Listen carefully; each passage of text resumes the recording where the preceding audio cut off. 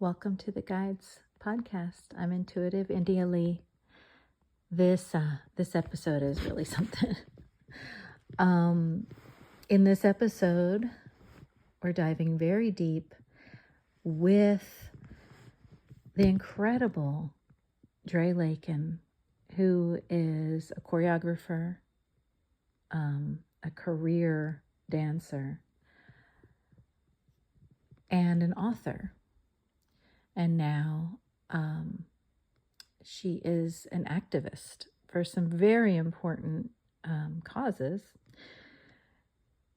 And what she shares in this episode is, we did not plan it.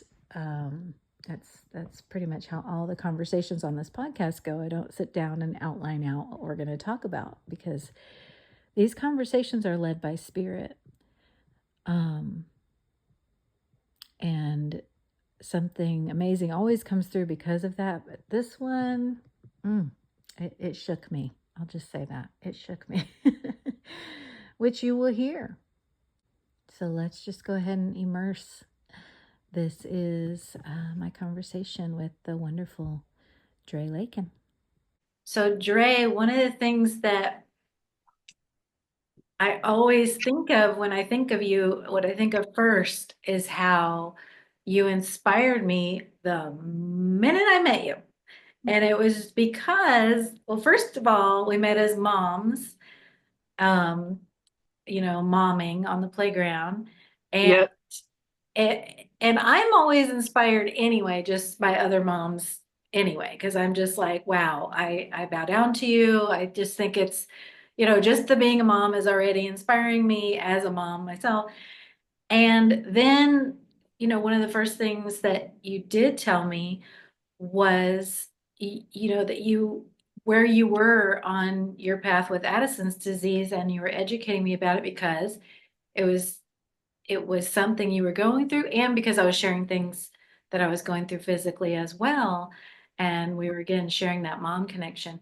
But that very first day, I was incredibly inspired because I was like, wow, okay, being a mom is like enough. And then you add all the things I know about you, that aspect, and then all the things about your career and what you have accomplished professionally as a choreographer and a dancer and a Broadway performer and many other things. And I was just asking you how you're feeling in this moment, because I know for you, as it is for all of us, but some of us have more illusion than others.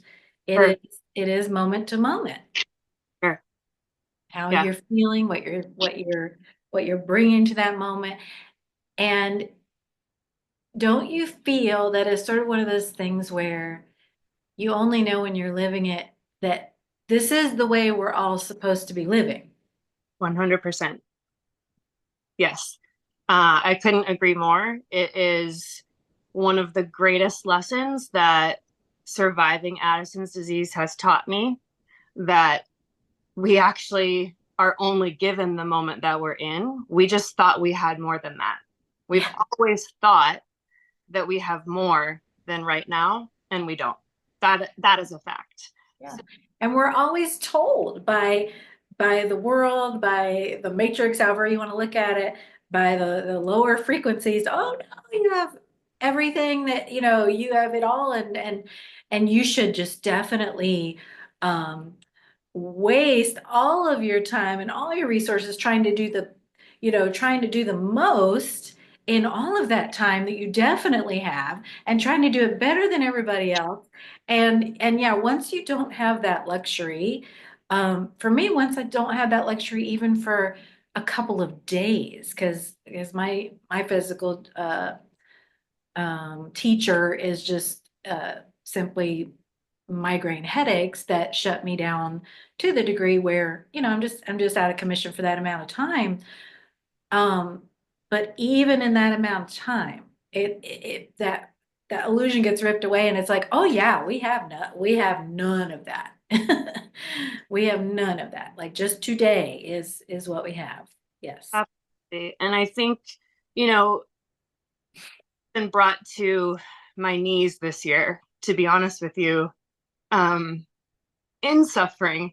But within that, it's the place that I'm the most grateful to have been brought, because how dare I be anything but grateful if surrender to the Holy Spirit is all I know, and that's the only thing that I can cling to in that moment. How can I be anything but grateful, right? To be humbled in such a way through suffering that I've had to learn the hard way that, you know, people and places and things, we can't idolize any of that, and we can't put our faith in those things. And I'll go further, material things, all of that stuff, right? It doesn't come with us when we leave this realm. But to get back to that point of being in that present moment, I knew 9 years ago when I was diagnosed that lesson right away. It taught me to live my life in 4 hour intervals, and that changed everything. But this year, being brought to my knees to where I had no choice but to surrender, right? How can I be anything but grateful for that pain that brought me to that place? Because it's the name of Jesus alone that brought me out of it. Mm. So, And in connecting with you in that and hearing you and feeling you in that, it feels so true. And the other side, or the other side of the coin, or the other edge of the sword, is that to the mind that's not feeling that, right, it sounds it sounds like words. It sounds, when people hear that and they don't have the concept, it sounds like, how in the world could you ever be grateful for pain? How in the world could you ever be grateful to to be incapacitated? right, And and that's the mystery, isn't it, of the divine? It's the mystery of grace and of spirit is, well, it is one of those things like parenthood, you're just not going to understand until you're doing it. That actually, this is the most terrible and the most amazing thing in the world. It, right. it is the hardest and the easiest in some way in the world. And that's what I've learned is that I used to think that my personal relationship with Jesus meant my life would be easier. Um, but the reality is that this year, you know, January 4th, 2024 changed everything for sure. And it's a day that I'll probably be unpacking for the rest of my life, right? Um, but to know that the pain that I was in emotionally and mentally and spiritually because of my own wounds, whether those came from a religion or church or the world, doesn't matter. Collectively, we all have these wounds, right? The place that I was in emotionally and mentally the night before this happened to me um, is actually something that now I'm so grateful to have experienced that darkness, because had I not been brought there, how could I ever speak to that pain, to hold a Yeah. space, or to have empathy for someone that might come behind me that might need that real compassion? So one thing that I would like to understand more, because as mom friends, we don't get to see each other all the time. And so I know in little bits and bops, and I have read your amazing book, which is called Damage Control, and it's an incredible memoir that listeners can find on Amazon. Um, and I mean, it's amazing. I already knew, my friend, I'm like, I know her. She's a celebrity, she's been on Broadway. She's done these amazing things. She's been in Cats. She's incredible. And just every time I watch you dance or watch your choreography, I am just all over again. Like, I know her. She is an absolute star. And when I met you, like I said, I was marveling about, oh my gosh, what you've lived through, but also what you're living through. And at that time, the Addison's disease, which attacks your entire adrenal system, takes Mm-hmm. everything that you need to survive and just slams it to the ground and says that's not going to be available to you. So your body needs the cortisol.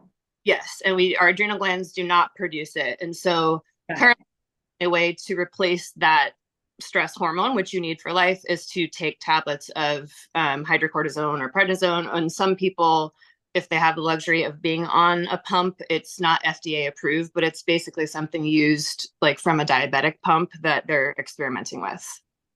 So you were kind of living with that management. And Mhm. then what happened on January 4th this year that changed things? Yeah.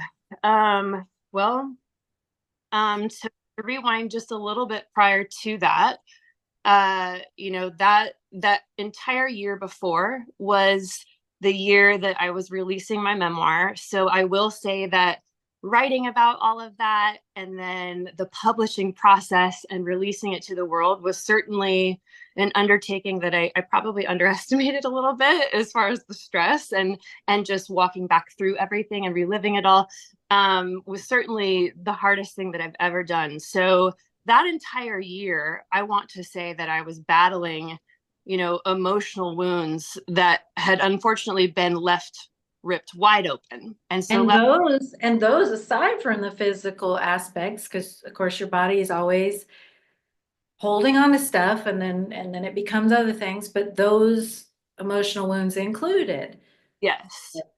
abuse from a young age from people you looked up to, abuse from those who were giving you opportunities in your work in the dance world, abuse from romantic relationships, just countless uh, pathway of abusers that Right. that you encountered on your soul path.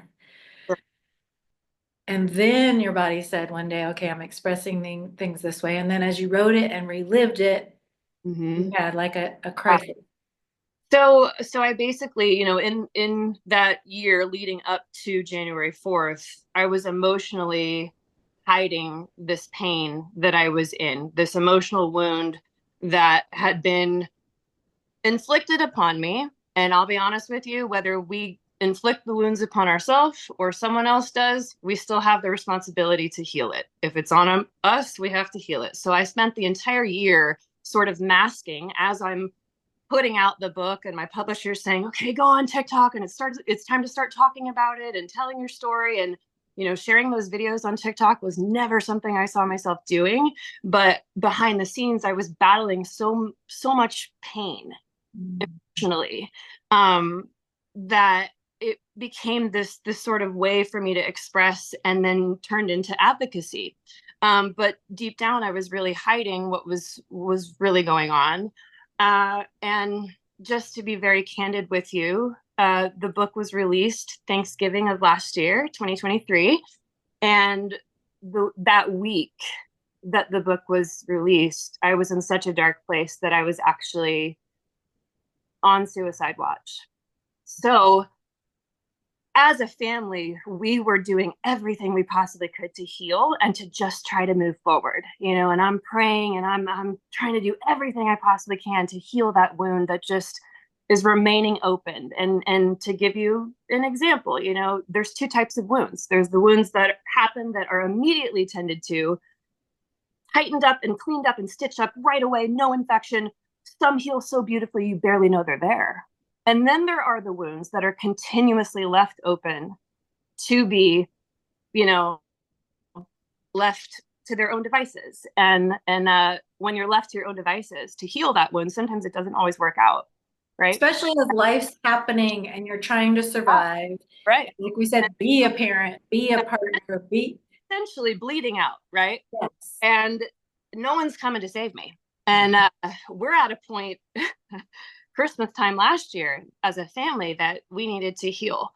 And so we took a trip to the beach and prayed and said, all right, we're going to sell our house. New chapter. We're moving to the beach. That's it. We came back New Year's Day. And on January 3rd, the night before, I went to go get my hair done, came home, had a sweet little family night with Alina and Paul. We played Uno.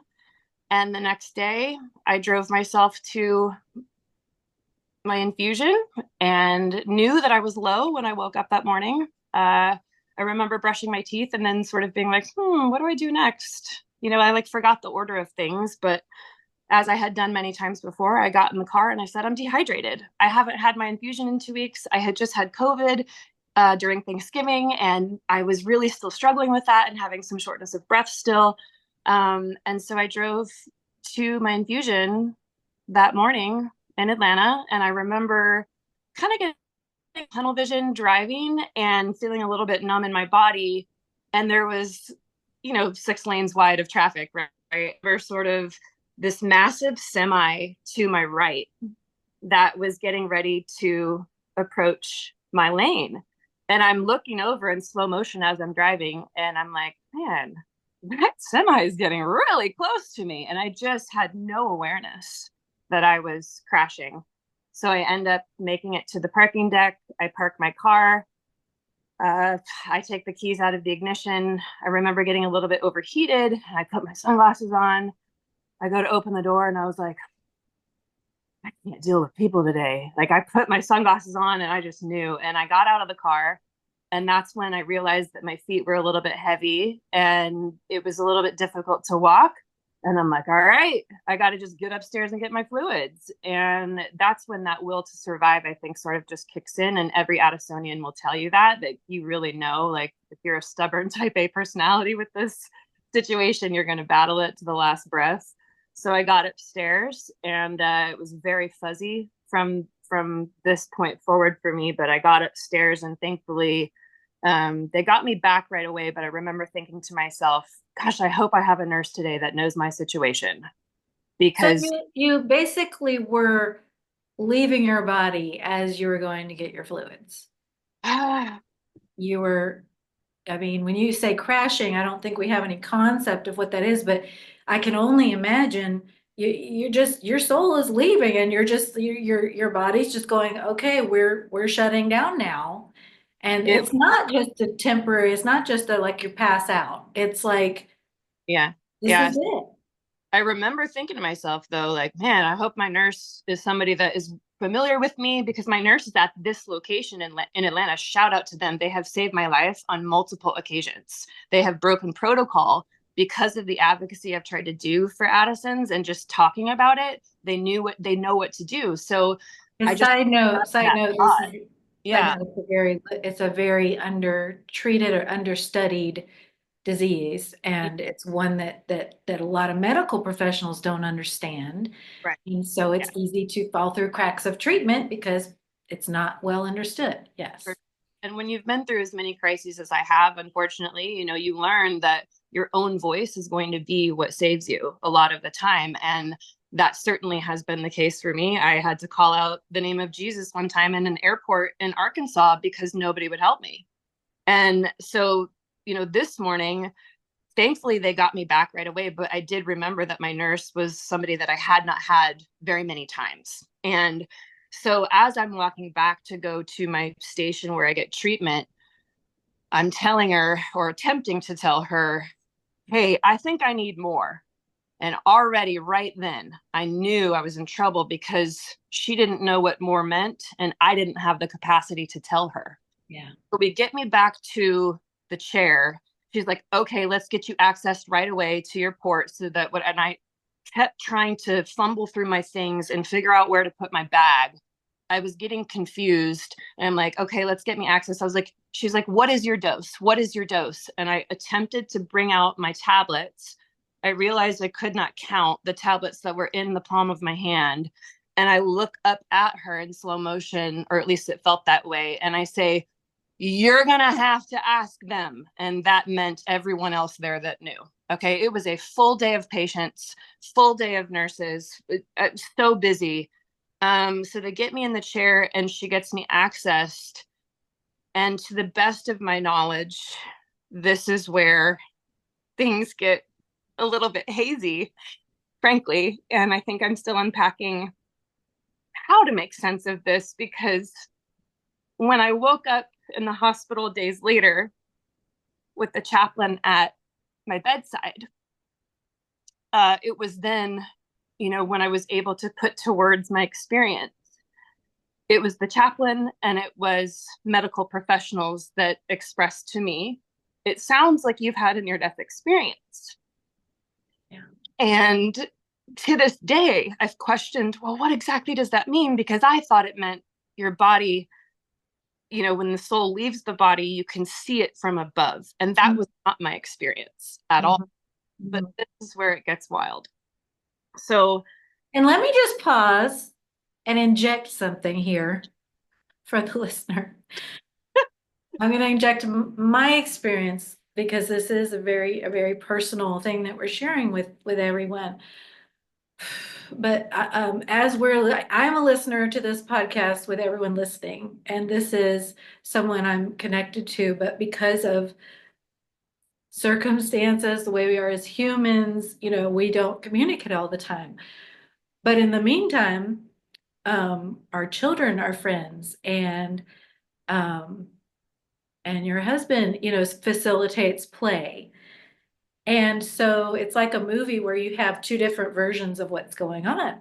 Because on my end, around that time, after this was resolved to the best it could be at that time, we're just having a play date.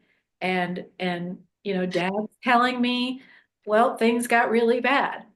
And, and of course, by then used to giving this, description of what happened. So I'm sure it gets more and more a nutshell of what happened. But to be able to go back now almost a year and kind of experience this with you is now, as people listening can hear and feel, and if you watch it on YouTube, you will see that it is profound. I mean, I'm going through a shift with you as you're telling this. So, because the NDE part, I actually had no idea about because there's no way to quickly tell somebody about that. exactly. So, and this was the moment that I was supposed to experience that.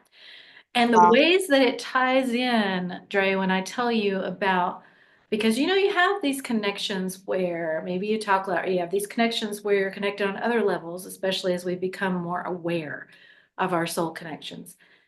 And there are those ones that we all know.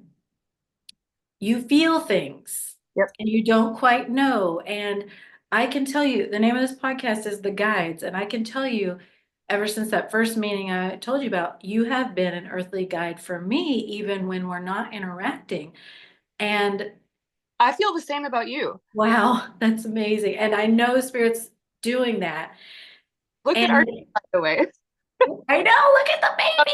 Right when you paused and we needed a moment, he jumped up. He does this all. Kitty just got on her shoulder like a baby. And these past few days, and I'll relate some of this when we get to hear, because everybody's going, I want to hear what happened, and I want to also. But the past few days, Spirit has really called you in as an earth guide for me, and I'll explain why. But just I'm just connecting so deeply with this, and I just wanted those listening to know that this is not like me going, hey, tell that story that I already know, because I don't. If I can add to that, I have not shared this story with anyone outside of just immediate family, and then obviously medical professionals, and my home nurses when I was doing the whole hospice home care thing.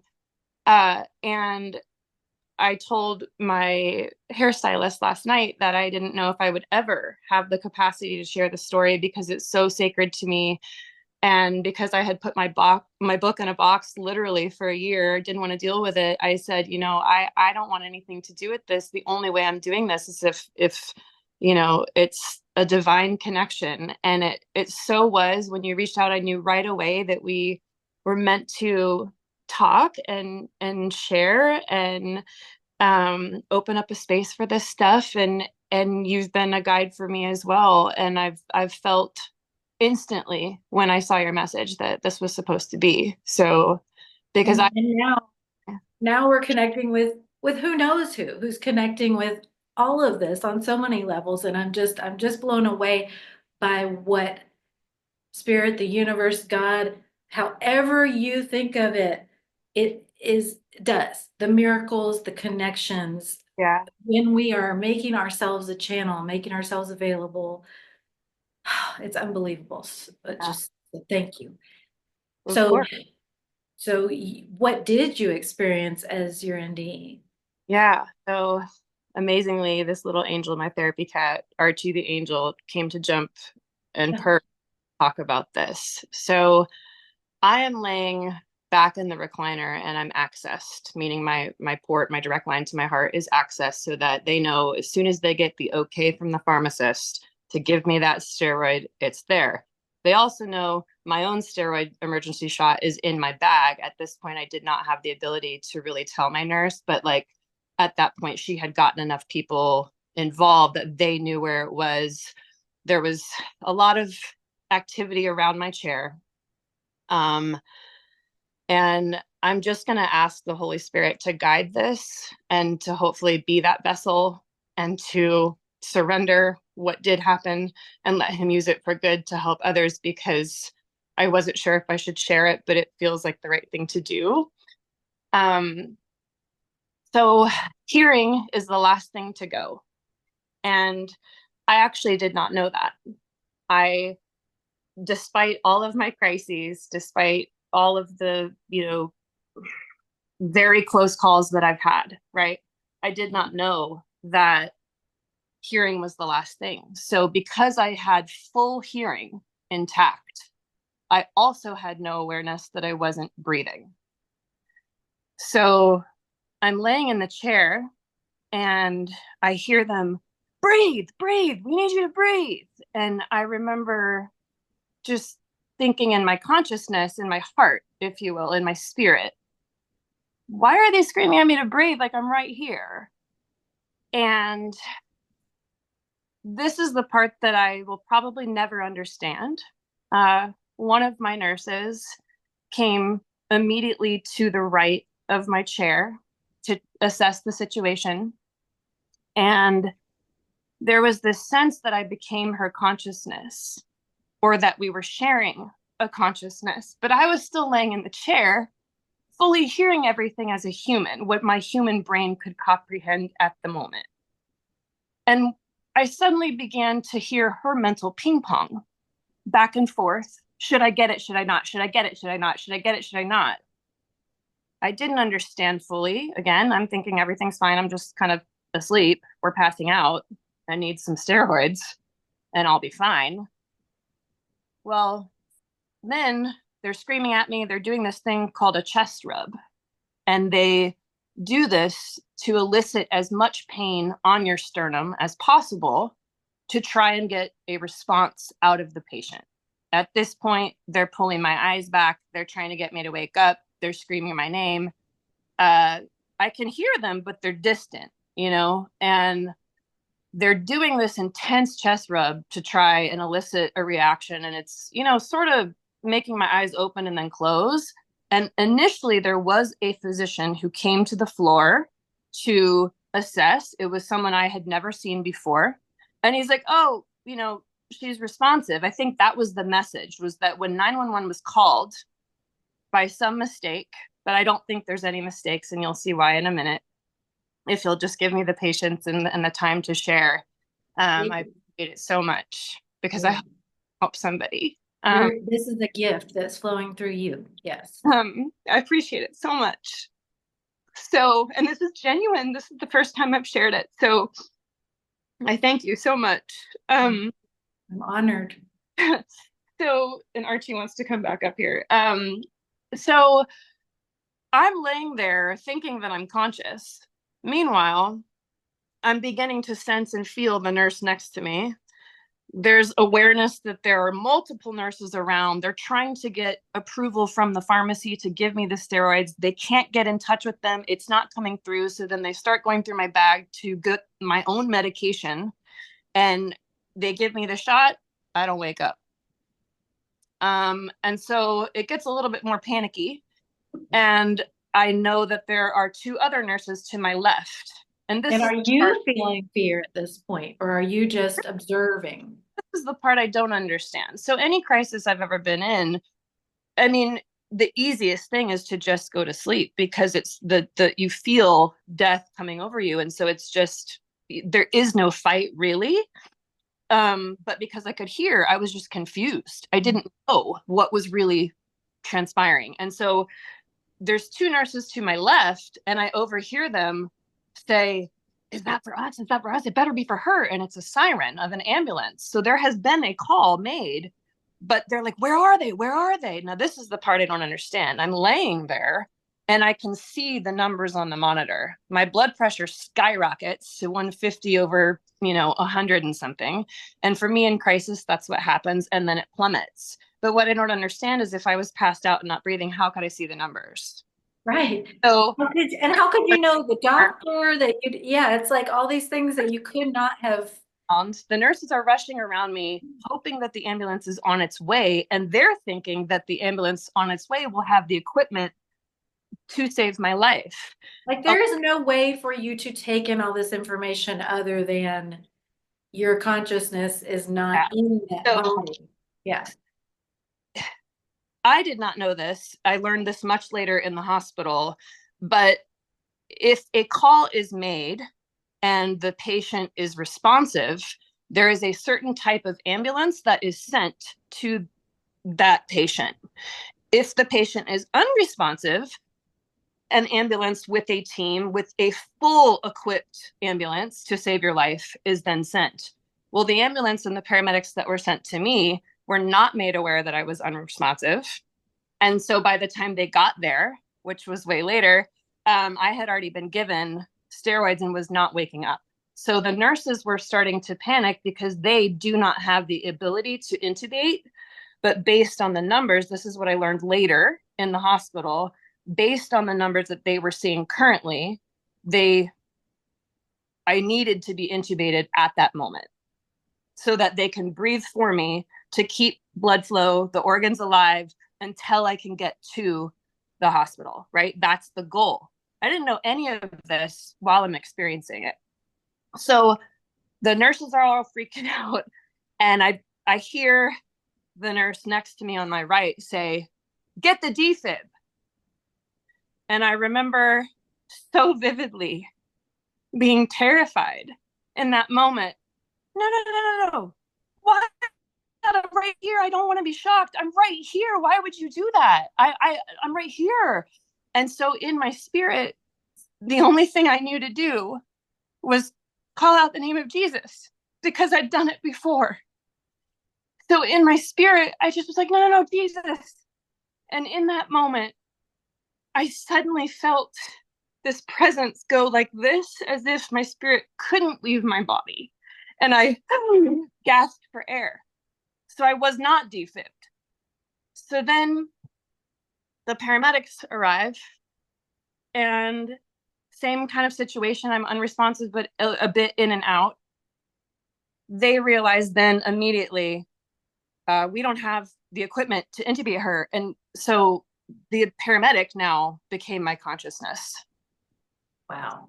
And as he's wheeling me out to get me to the ambulance, he's very aware that he doesn't have the ability to save my life. And I could feel it. And I knew. And I ached for him so badly because I thought to myself, no, no, no, no. I just called to Jesus and it worked. So as he's getting me, I believe, into the ambulance, I sense that he's sort of reaching or begging for something bigger than him that maybe he doesn't believe in. I can't be sure. But again, he's doing this violent chest rub and he doesn't have the ability to intubate me. And he's screaming at me to breathe. And they're doing everything that they can. He's screaming at the driver, "Go, lights on, now, now, now." I feel the entire thing shaking and hear the sirens. I hear of it. And he's screaming at me. And now I hear him say, "I'm gonna need the defib." And again, I'm just, what are you talking about? I'm right here. I'm in my body. What are you talking about? No. And all I wanted to do in that moment was tell him, all you have to do is scream out the name of Jesus. Just call out to Jesus. He'll get us there. It's fine. And I couldn't muster the strength to really say anything. But in my spirit, I knew that that's what we needed. And so somehow, I'll never understand it, but somehow I managed to get up out of the stretcher and open my eyes. And I pointed at him and I said, Jesus, and collapsed onto the stretcher. And I'll never forget his face and his eyes and the angst and the sweat pouring down his face. We made eye contact in that moment. And he said, I'm not Jesus. And it was just this desperation to help him understand that if we could just use that name, it would get us there. So this entire time, he's screaming at me, and again, I'm given breath for the second time, and then I can't be sure. My mom says it was a completely overcast day that day. I don't remember this, but what I remember is somehow being transported to the hospital and a massive feeling of bright, warm light becoming over me. And I don't know at what point in my transition that happened, but it happened from, the ambulance where I got my second breath and was avoided a defib for the second time, and to where we got to the hospital. So then the third experience that's absolutely insane that I'll never understand, because the paramedics didn't get the right alert, neither did the hospital. So we get there, Paul is not there yet, and we get there and I'm obviously passed out, and the process of an adrenal crisis before you or after you lose consciousness, or before, you can have psychosis, you can have seizures, you can go into shock. There are lots of things that happen. And at this point, my body was hanging on so barely that when he got me into the hallway, I was strapped into the gurney at that point, but he had to put me in a hallway, and the paramedic is racing up and down the hallway looking for people to help me, because he knows he does not have what he needs to save my life. He doesn't know what he's dealing with, knows nothing about Addison's. He thinks I might be a drug addict at this point. He has no idea. He's freaking out. And my body at this point is now starting to go into that psychosis shock transition where everything starts to shake. I'm seizing. And at this point, I did think in my brain, again, I can hear everything. So I still had no awareness that I was not breathing. Even them adjusting my airway, I knew that was fully a thing. I still had no idea. Okay. So I'm laying there, and I think I started to panic because the last thing I remember wanting is Paul. I wanted to see him. And that sort of psychosis sets in, and I'm panicking, starting to shake and wrestle with those straps. And in my brain, because I had no cortisol left, I thought I was being assaulted. Hi, introducing, past trauma, right? So Now, I don't know if, I'm sure your listeners believe in angels. I have always believed in angels. Yeah. To this day, I'm not sure what to make of this person other than an angel. I'm laying there starting to fight. The paramedic is freaking out, running up and down, trying to find a staff member to help me. And this young medical student, appears at the foot of my bed in the hallway. And he immediately stops the paramedic in his tracks. He says, stop. He's like, you don't understand. This is an Addison crisis. You only hear about this in textbooks. Watch this. She's about to use every bit of cortisol she has, and that's the last bit she has. So then I start screaming to let me out because I think I'm being assaulted. My brain is not functioning, right? I'm going into shock. This guy, the paramedic, thinks I'm going to hurt him. So this student says, no. Unhook her now. She needs that cortisol. So he literally showed up at that moment to coach this paramedic in the interim until the doctors could get to me. I had that little bit of cortisol left by the grace of God, because, wait for it, that was the moment that I heard for the third time I was going to be defibbed, because they still did not have what they needed to intubate me. And I was not breathing. They're screaming at me to breathe. So this whole time I'm confused, hearing everything, seeing everything, but Perceiving everything, from my bed. simultaneously connecting in with the consciousnesses of the people around you. It was insane. I had no idea I'd left my body. I had no idea I was in and out. I just kept thinking, please don't shock me. I'm right here. Right. And And that warm light moment was undoubtedly uh, not earthly, because there's nothing in the whole hospital atmosphere or ambulance atmosphere that would feel like that. So the warm light was, yeah, divine. Yeah, what's wild is days later, maybe even a week later, because my brain really did have to recover quite a bit and is still, frankly, recovering from a lot of what happened. But I didn't recognize people right away. When I would wake up, I would be very disoriented. I would panic. There was this sort of, I guess you would say, agitation, maybe. And so that's why the chaplain was there all the time, was because I was really struggling with suddenly being back in this world. yeah, And somehow my body and my heart and my consciousness knew that, but like on a surface mind level, I was not processing any of it whatsoever, and still, to this day I'm like, will I ever be able to fully understand? But I all I know is that all three times that I heard I was going to be defibbed, in my spirit I called out the name of Jesus and felt a, and like I couldn't leave my body, and then I gasped for air. And later in the hospital, I learned from one of my nurses that came to visit me because he knew I was there, told him the story, told him my experience. And he was the one that let me know, no, based on what was happening, had they had the equipment, that's what would have happened. You would have been intubated right then and there to save, your organs and all of that, and, to get you to the hospital. So obviously, like, I had only known of out of body experience above your body. But to say that, I could see the numbers, I could hear everything, I could feel I just can never make sense of it other than, well, it was me crying out three separate times to Jesus, yeah, that, and then breath came and I was not defibbed. How do you explain that? yeah. You And know? did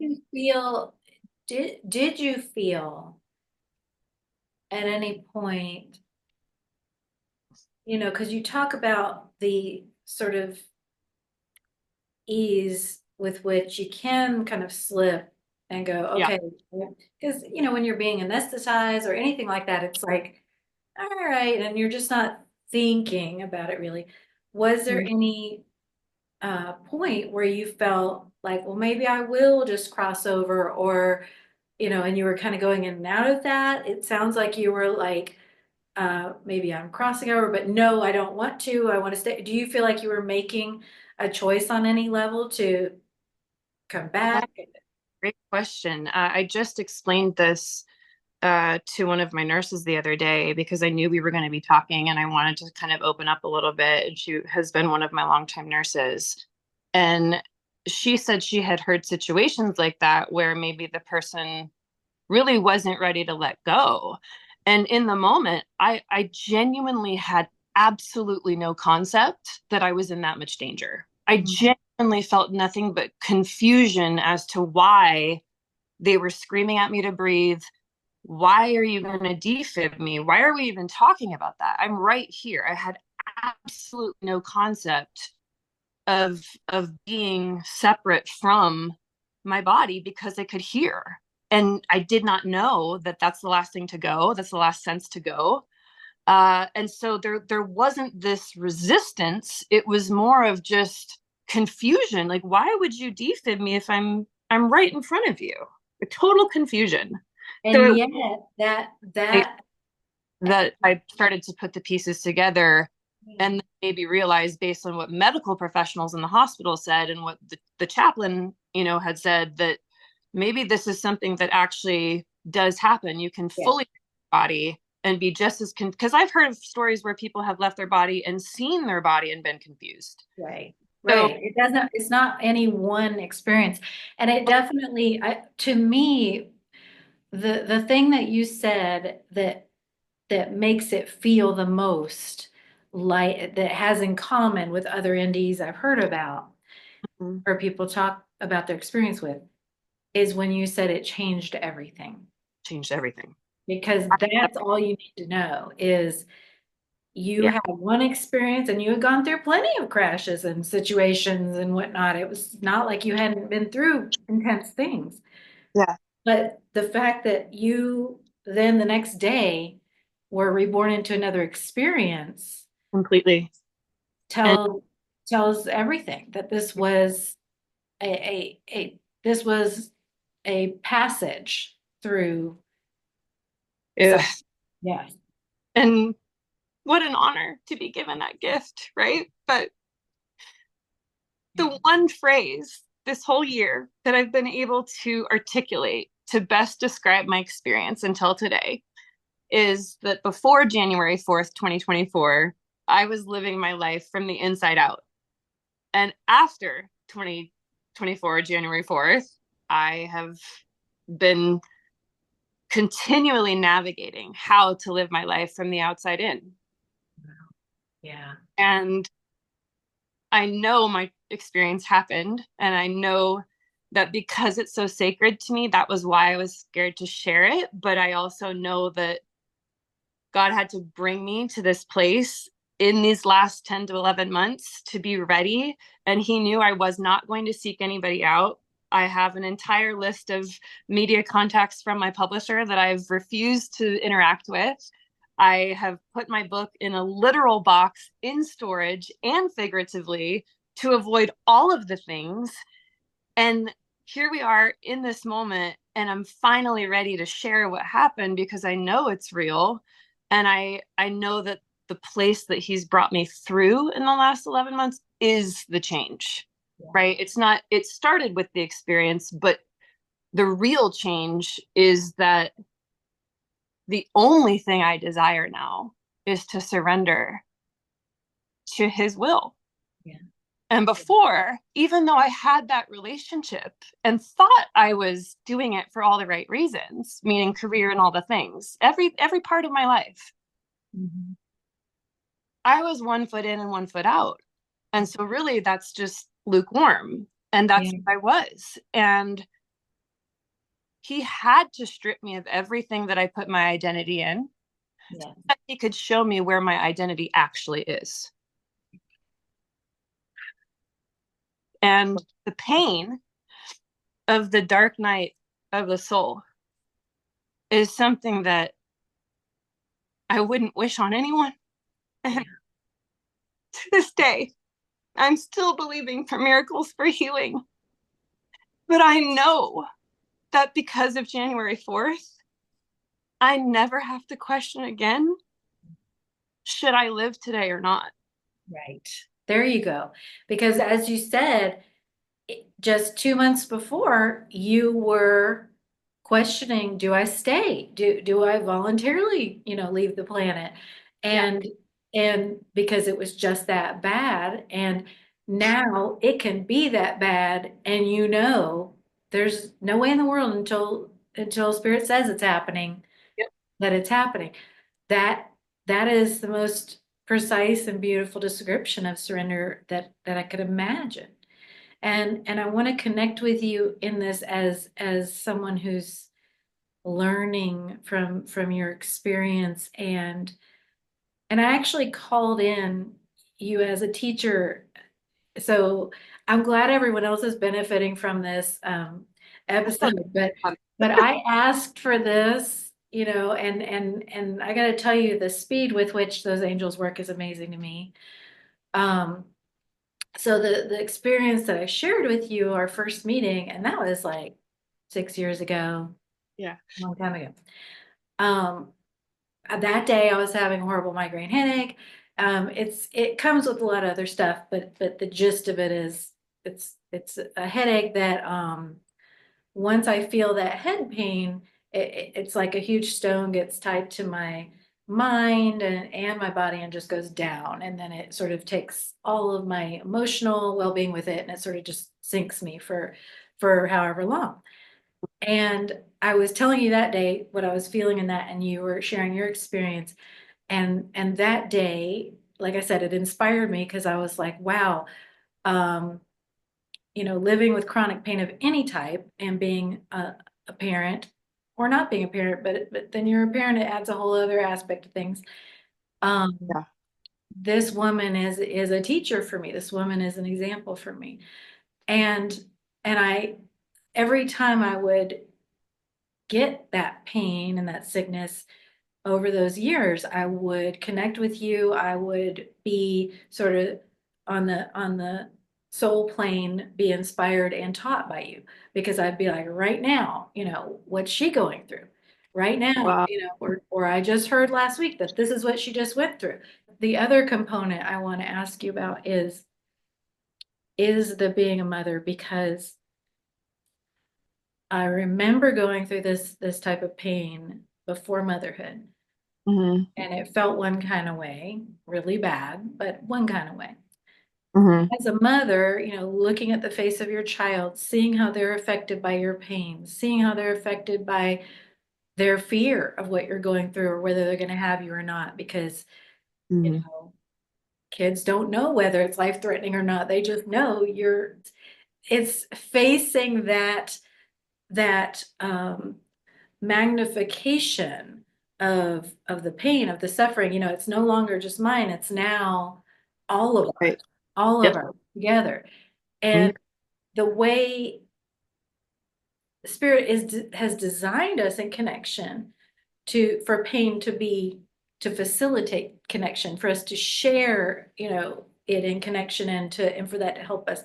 But the way our minds say, no, you have to protect them from it, or you're alone in it, or look at what you're doing to them, and all these horrible stories of self-judgment for going through the pain Mm-hmm. and for being a human who is being messy in this way, or whatever it is, being a problem in this way, or whatever it is. Mm-hmm. Your thoughts on all that? The prevention of psychological wounding for my students, my dance students, has always been my MO. Now, as a mom, y'all mama bears better move over. Okay. Right. Lioness, full on lioness with the mama bear stuff. Okay. So becoming a mother, the most intense and I would argue the hardest job you could ever be given, but the most important. And that is what my parents always instilled in me. And I knew if I was fortunate enough and blessed enough to become a mother, that I would try no matter what to carry that thought process through. And I just know that I always wanted to be a living example to my daughter of what was possible if you have faith versus telling her what was possible if you have faith, because faith without works is dead. Unfortunately for me, I was still very unaware of a lot of the wounds that I had collected in my dance life. I was still processing a lot, still learning a lot about myself, obviously navigating becoming a mom and all of those things that come with it. So she has always been my biggest motivation and my purpose, for continuing to kind of drive that career car, if you will, or that train.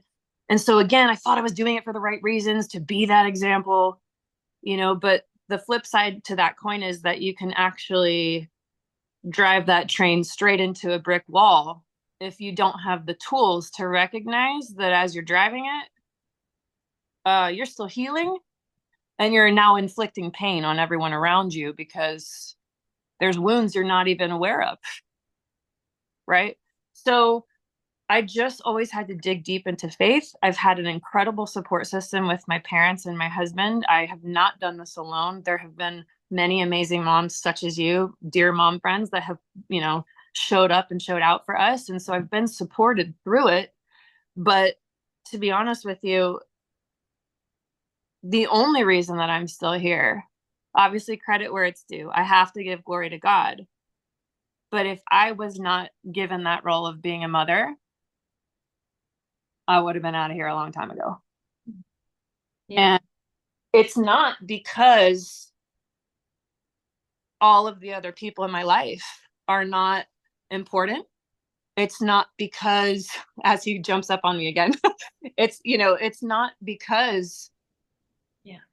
it's personal to anyone in your life. But see, to sit here and say that I've experienced that pain now, that deep, deep, deep dark night of the soul pain, that you truly feel there is no escape unless you end it, right? Yeah. Be left in that kind of heartbreak, in that state, in that pain, indefinitely for a misunderstanding, which is what happened to me. Yeah.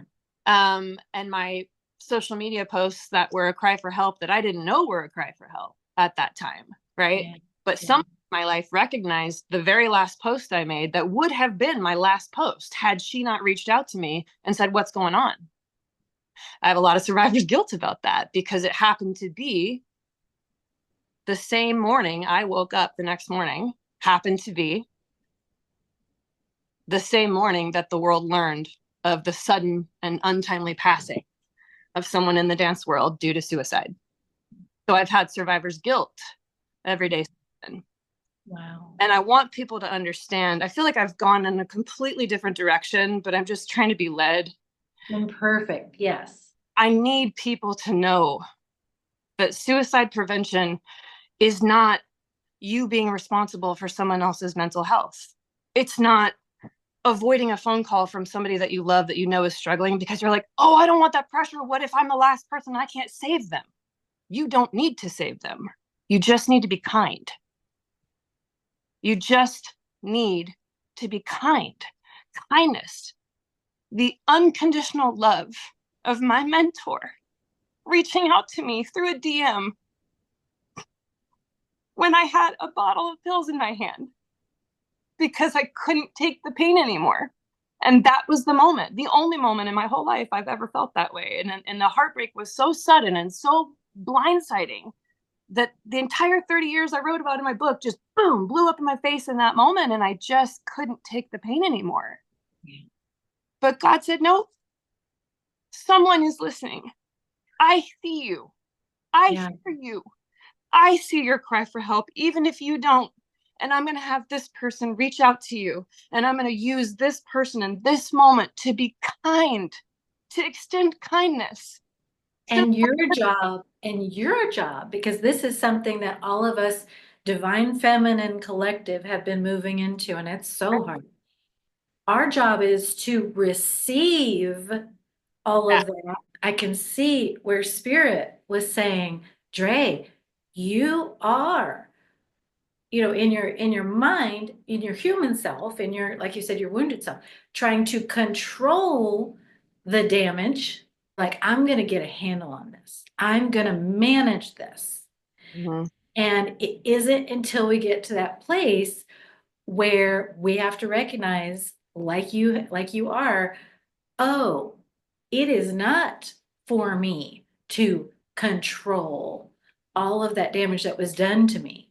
It's for me to surrender all of that damage and let Spirit do what Spirit's doing with it, and then the miracles happen.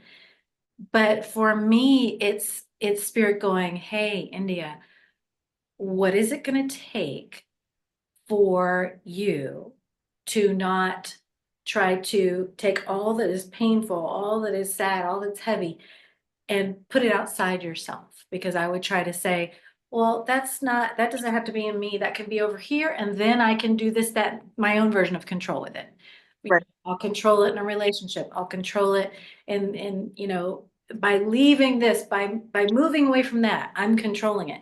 And the Spirit was like, well, what are you going to do with the one that's right inside of you, hurting you right now? Yeah. And I'm like, I can't get away from it. I can't control it. The Spirit was like, bingo. That's what you can ask Dre about. To piggyback on that, it's such a perfect question. I know you're so divinely led, and I know that that's why this connection is what it is, and I'm so grateful for it. But I mean, like I was saying earlier, I never wanted advocacy for suicide prevention to be a part of my journey or my story. But I realized because of January 4th and then this year that the whole point all along was for me to survive it all. And Yeah. it sorry, Arch, to the very end of it so that I could truly be taken through to that place to be there for others coming after me. And hopefully, even more importantly, prevent that emotional wounding, right? But Yeah. God forbid if somebody is in that place, to hold space for them and to share compassion and love and to spread awareness from a deep place of understanding of pain and surviving it. Or even just talking about it is just, I mean, so healing. Listeners might be kind of maxed out on all the well, it reminds me of when I had to lose a pregnancy halfway through the pregnancy in order to have my child. It was like I had to carry death within me before life could come in. Mm. I had to, I had to get up close with Right. death before I could trust myself to hold life. And uh, it sounds like you had to walk through death in order to say, oh no, I actually do want to be alive. And Yes. yeah, Yeah. understandably, yes. And it's the little things now. It's Archie. It's connections like this. It's the breeze that I hear through my windows right now, confirming that we're in the right place at the right time. It's the beauty of seeing butterflies at the exact right moment when I pray to God for a sign. It's embracing motherhood and being a wife and being so grateful for just another day that I get to wake up. Like I'm not on home health now, I'm outpatient. That's a victory. So it's just, you know, and I want to say also, when you talked about like, how can I possibly ask her about my pain when she's carrying this? I beg you to share your pain with me because every person in my life feels the same way. Yeah. And And we need to do that for each other it, because, like it's you said, it sort of in a way deprives that person yes, being there for someone the opportunity to minister to you, to love on you, to hold space for you or anything you're going through, and remind you and everyone listening, your burdens and your crosses that you bear, we all have them. We are not immune to suffering. So there is no comparison. All of our pain is real and valid, and we need each other. And connection is so cannot compare pain. Yeah, we cannot compare pain. And thank you for that reminder. And it frees us all to move through the pain rather than hoarding it, hiding it, masking it, and saying, oh right. no, it's smaller or bigger than theirs. Mm-hmm. Yes, thank you for that. And the other thing I want to add about just the gifts and the miracles is what I get amazed by is going, wow, this is all really, really miraculous. And this is just the prelude to whatever those children we've been talking about are going to be living and stepping into and creating. Yeah. Just the prelude. It's like, whoa, this is their miracles are, I can already tell it's going to be mind blowing. And this will just be, you know, what sort of their Yeah. foundation. Yeah. 100%. And we also, like you said, want to model that it's okay to be in pain. It's okay to be human. I'm not going to hide mine so that you don't have to hide yours. Because if we were hiding our pain from our children or from the people we work with, they would be learning, oh, I'm supposed to hide it. Yeah. I'm supposed to hide it. Well, Dre, thank you. This has Absolutely. been, I knew it was going to be amazing because anytime the guidance is involved, it is, but I could not have fathomed all the, and I'm probably going to be integrating and absorbing all the energy of this for a while. Same. Those Same. who have been those who have been listening who would like to reach out to you, where can they find you? Yeah, absolutely. So you can follow me on Instagram at Dre Lakin, and I also have my YouTube channel that shows all of my choreography and stuff as well at Dre Lakin. I'm on TikTok at Dre Lakin, and then my website damagecontrolfordancers.com. You can get my book there or on Amazon, and then also my kind of career website was drelakin.com. So. But in general, I'm doing a lot of advocacy right now on social media. That's kind of the best way to stay up to date. And certainly the book, I hope anybody that is curious about Addison's or my journey will look into it. So I just appreciate you so much. Oh, same. And when you are advocating suicide prevention, what do you direct people toward in order to educate themselves or reach out? Is there a Yeah. certain organization? So the suicide hotline 988 is always available 24/7. You can call anonymously, you can call just to see what the process is, you can call with complete confidence that are going to be supported in that moment if you have nothing else, but never be afraid to reach out to somebody that you love if you are struggling. And on the flip side, I think the more important message is for everyone else that maybe doesn't quite understand that pain and wants to rationalize it in the way that their brain can comprehend, right? We're all human. It's normal to judge, but I really encourage people not to judge and to do the opposite and to just extend kindness to people.